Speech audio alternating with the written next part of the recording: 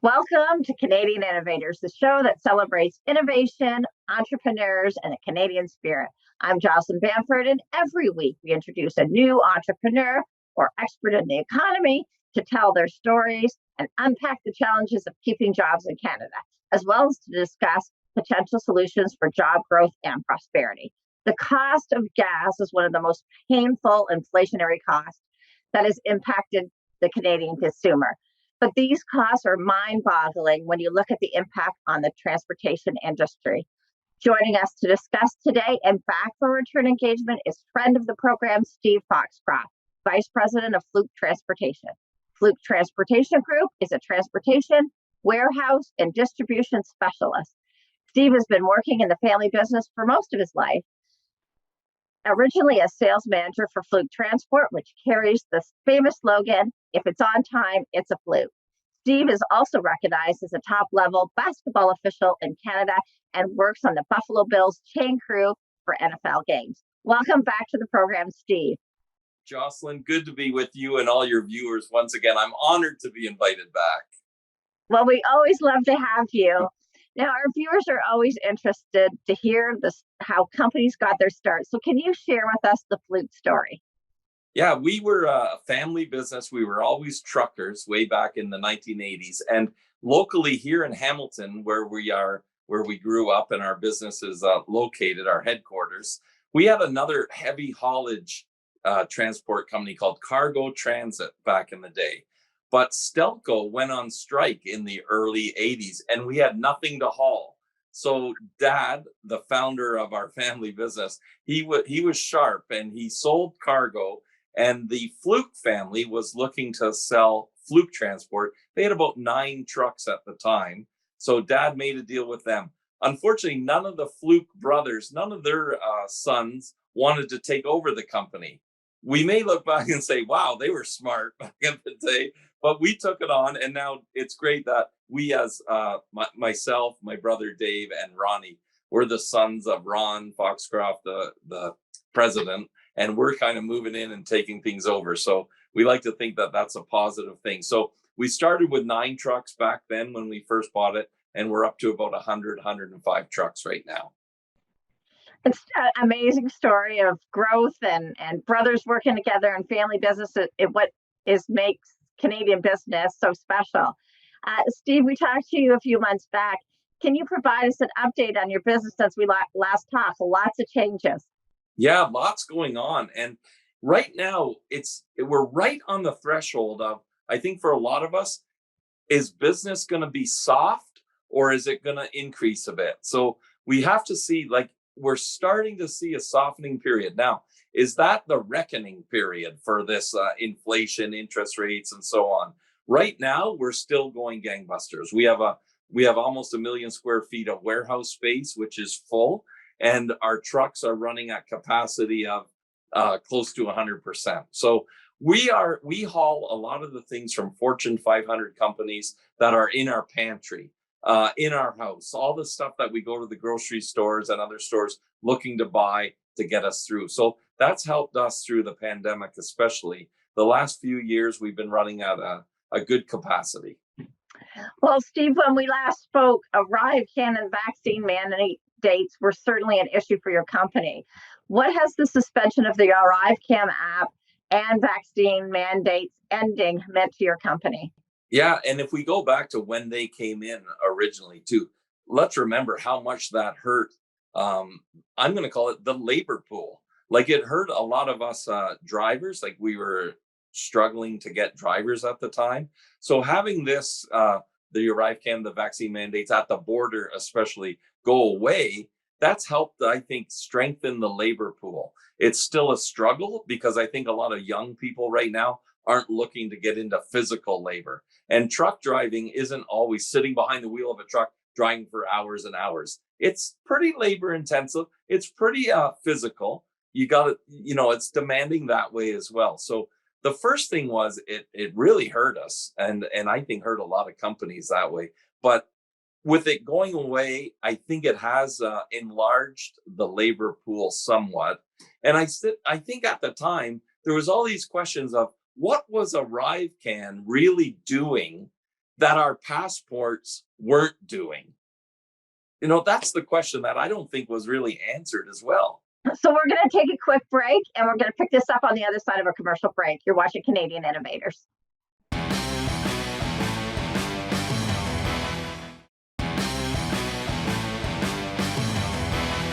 We're back. I'm speaking with the Vice President of Fluke Transportation, Steve Foxcroft. Before the break, we were talking about the ending of the mandates and the ArriveCan. I had to cut you off. Finish your thought there, Steve.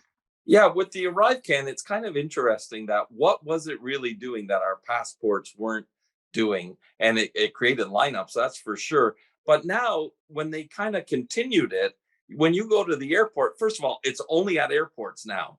And before it was used everywhere. So what was it doing that could be done at an airport, but not at a land crossing and so on with that? So that kind of confused me a bit. And I think it made us question what it was there for in the first place. And now it's at only select airports as well. So the whole thing just seems to, you have to question it as a citizen, right? And what it's causing us now. When you have a ArriveCan too, when you get to the airport, you still have to go to those machines and get your slip and then go see an officer. So it just seems to me that it wasn't necessary. Absolutely. And caused a lot of grief in both the transportation industry as well as the travel industry. The last time we talked about the driver shortage, it was due to the vaccine mandates. Are you still seeing driver shortages, and what do you think's fueling all of this? Yeah, I think as I alluded to earlier, young people as they're growing up now, they don't want to do physical labor. They tend to shy away from it. And I think that's a big factor. Our driving pool is aging. And we have to somehow make it some sort of profession that attracts young people to. And it's difficult, right? Because it's long hours. It's different hours of the day. It's not 9 to 5. With traffic congestion around many of our metropolitan cities now, a lot of the distribution centers are going to 24/7. So they're open 24 hours a day, 7 days a week. So truck drivers have to adjust to that. And a lot of them say, look, if we can drive at 2 in the morning, there's not as much traffic. We can actually get more loads accomplished at that time of day. But is that an attraction for a worker, for a young person that wants to have a family and have a good job and all that? They don't want to work overnight. So that's part of the struggle. And we're seeing that in manufacturing as well. Big challenge in how to replace an aging workforce of skilled labor. So we all are in the same boat.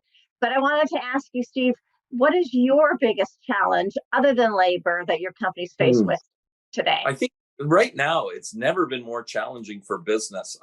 A lot of our people, and I'm not just talking about us in general here, but a lot of families now, they need second incomes. So I think a lot of people, they have one job and then they have to go out and get another job. And I think that's interesting because then there's a whole force out there that doesn't even want to work.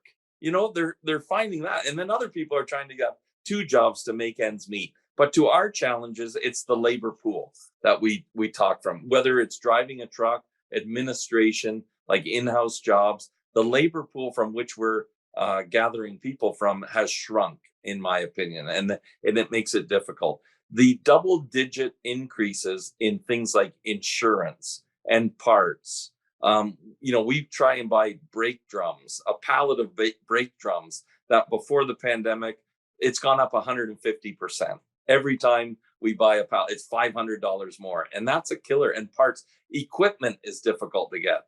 The 53-foot trailers that we haul all our freight on, they used to be around $30,000 to buy them. Now they're upwards of $100,000 and you can't get them.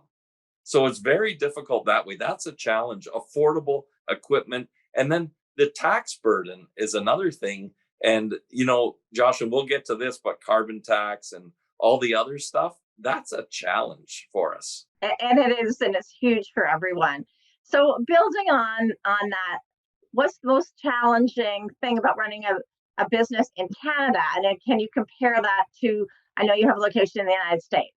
Mm-hmm. Right there, you start off with the tax. Like before you go anywhere, it's a 17% advantage to be in the United States. In most, and that could be state to state, it'll different. But I'm going to talk about like New York to Ontario, something like that. It's a 17% advantage just to do business by flipping the light switch on, putting a shingle on the roof, and being in business. Advantage in the U.S. over Canada. Right now, the currency exchange is also a concern. Our interest rates are going up. They're going up on both sides of the border, but it's reflected in our currency. The Canadian dollar is dropping against the US dollar. That makes things very difficult. Gets back to things like the supply chain that we talked about earlier and buying parts and that from different countries. Our dollar just isn't worth enough. So I'm going to hold you there. We got to go to break, but we'll pick this up on the other side. You're watching Canadian Innovators.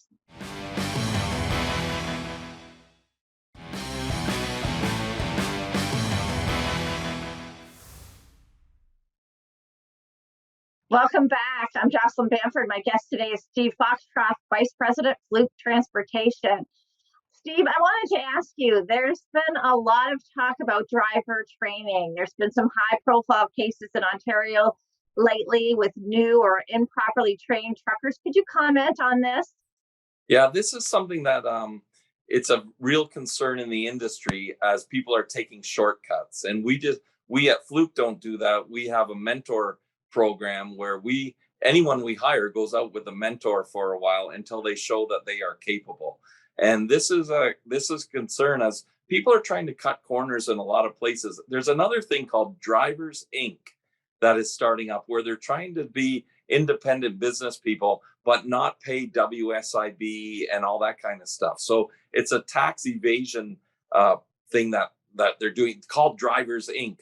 And that's another thing that's very concerning. And it gets into this thing too, where the safety aspect, right? Like not only do you have to mentor them from a safety angle behind the wheel, it's almost like you have to mentor some of these owner operators as they run their business, as they run, their trucks. They own their own trucks and they run it. But the Drivers Inc. model is something that's very concerning, and it's a tax evasion measure, and it creates a non-level playing field.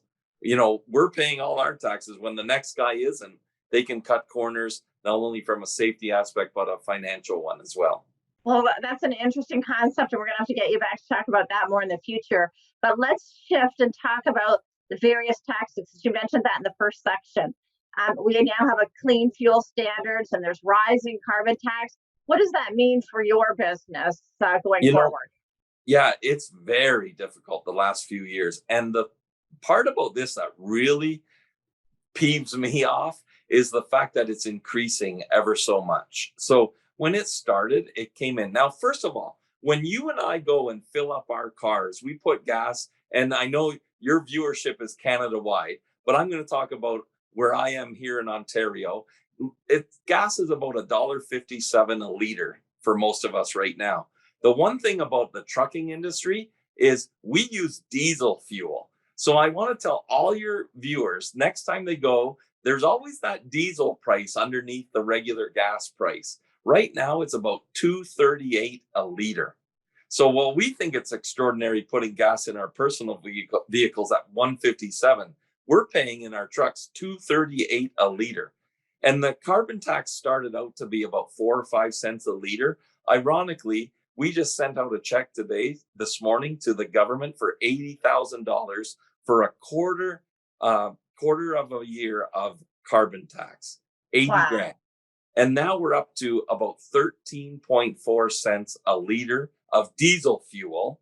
And it's going to go up to 15 or 16 cents. So it's too much. And unfortunately, that cost has to be passed on to our users.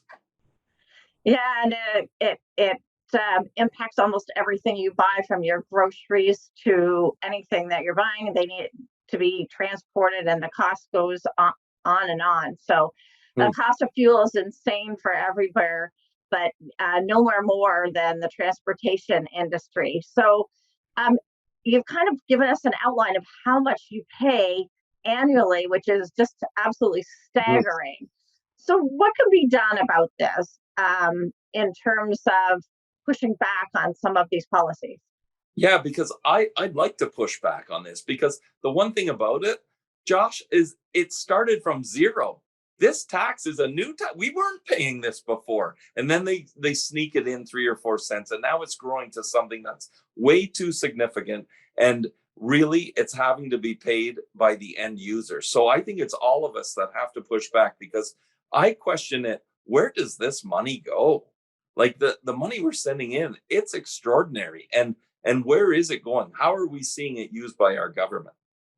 So I think we do have to push back, not only as business, but as citizens as well, because we're all getting hurt when we go to the gas station. Anything we buy, we're getting hurt by this, because it, like you said, it's a flow through. If we're buying anything at the grocery store now, it's gone up. Why? Because of this carbon tax that has to be passed on to our customers, who in turn pass it on to us as citizens. Yeah, and we're hearing from businesses that the cost of transportation has just skyrocketed over the last couple of years. And you made a really good point. This is something that we've just seen in the last few years. And it's also an additional cost that you don't see in other jurisdictions. So I imagine when you're competing with other jurisdictions, it's impacting you. So we need to take a quick break. Don't go away. You're watching Canadian Innovators.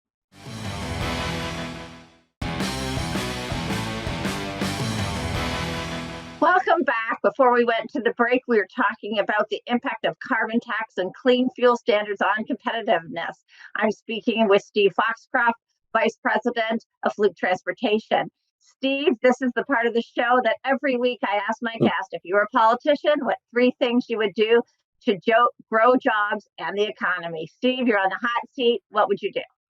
Yeah, it's a simmering seat you put me on right now, Jocelyn. So I think, first of all, I would control interest rates. They say that to curb inflation will rise interest rates and so on. But when we've done that in the past, it hasn't done anything about inflation to control it. So if I was put on the hot seat, the first thing I would do is control interest rates. Don't put people out of their homes because as their mortgages come up for renewal, they can't afford where they're living. I understand the cost of housing now, rental and purchasing a home has gone through the roof. There's got to be a better way than raising interest rates to control that. The next thing I would do is I would improve infrastructure in Canada, roads, bridges, that kind of thing. What we do, we build a road and it's already at capacity by the time it opens. I think we have to do a better job there. One thing I wouldn't have toll roads too. That one really bugs me. We have a great highway here in Ontario called the 407. I know out in BC there's roads being built, but they're toll roads. We can't have that. Like, we as taxpayers are putting in the money to build these things. So I would control that.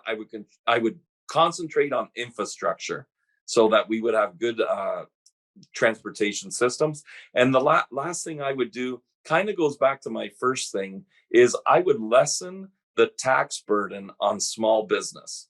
Nothing bugs me more than you hear, and I don't mean to point fingers, but an Amazon, as an example, a large business not paying any taxes. And then here we are as small businesses, our tax burden is crazy. And we have to increase somehow the tax pool of people that are paying taxes. And that is increase small business, not take it away. Right now, small businesses are challenged, and there's fewer and fewer of them, and that just shrinkens the tax base. So I would lessen the tax burden, grow small business, and in turn, we would grow the tax pool by doing that. Well, you got my vote there, Steve.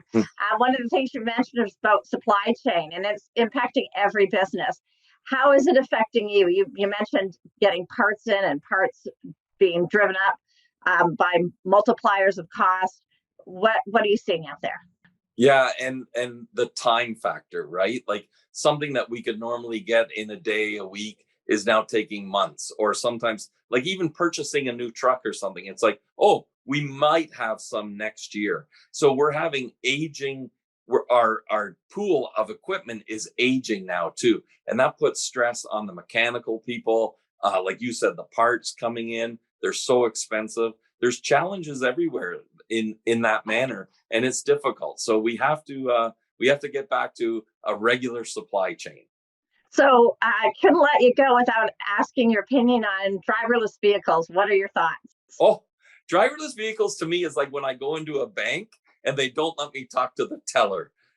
So I like the interaction in that. Driverless vehicles, I think, would apply in a long haul situation, like driving from Toronto to Vancouver. But in our business, we're a small trucker, a local carrier, where our guys do 4 or 5 loads within the GTA every day.